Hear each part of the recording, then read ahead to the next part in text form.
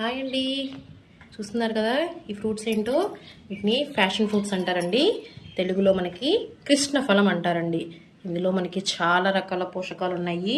So ఏంటంటే ఇందులో మనకి calcium, magnesium, phosphorus, potassium, folic acid, అలాగే విటమిన్ ఏ, సి కూడా ఉన్నాయండి. ఏంటంటే మనకి హార్ట్ పేషెంట్ పనిచేస్తుంది, అదేవిధంగా షుగర్ పేషెంట్స్ కూడా పనిచేస్తుందండి.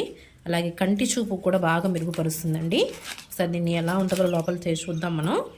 దీన్ని కట్ చేసాను చూడండి ఎలా ఉందో, గింజలతో ఉంటుంది. సో ఇప్పుడు దాన్ని మనం చూడండి ఇలా తీసుకున్నాము.